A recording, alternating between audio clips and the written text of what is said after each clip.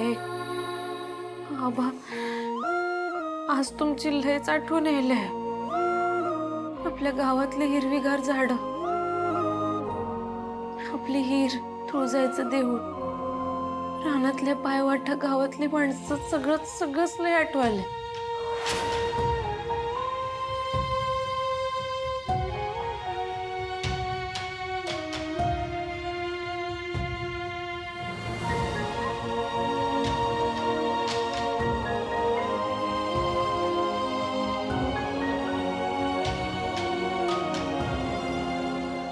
तुम्ही या जगातलं बेस्ट आजोबा.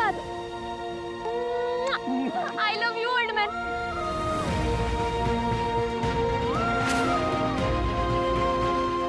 आता मला राहावं ना. असं वाटायला इथं आल्यापासून गावचं वारच विसरून गेलो. काय करू मी? असं वाटतंय आत्ताच्या आत्ता उठू आणि गावची वाट धरू. तुम्हीच सांगा मी काय करू आता?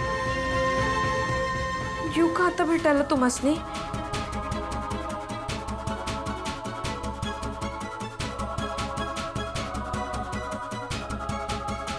होय, मला आता चैन पडायची नाही. मी येतो.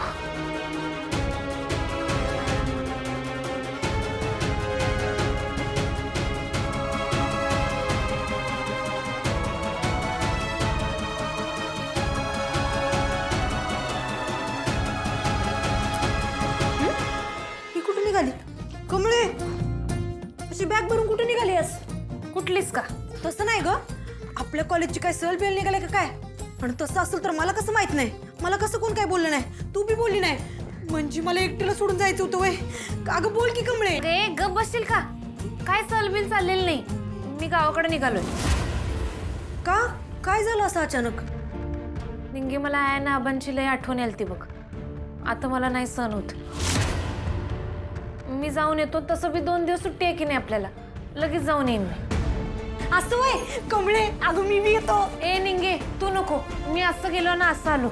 ऐक की, आया ना आबांसाठी काय घेऊन जाऊ? हा, एवढं पैसे तर आहेत का आपल्याकडं? आणि त्या नयनतारा मॅडमचे बी पैसे द्यायचे आहेत. विसरलीस काय?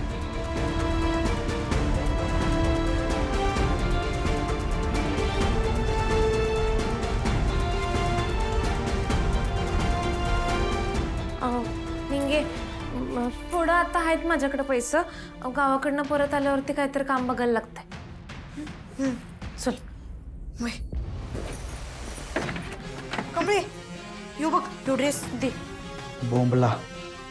आता जर कमळी गावाकडे गेली तर आबा जिवंत नाहीत हे तिला कळणार. मग ती मुंबईला परत येणं अवघड आहे. मग तिचं शिक्षण बी गेलं आणि सपान बी.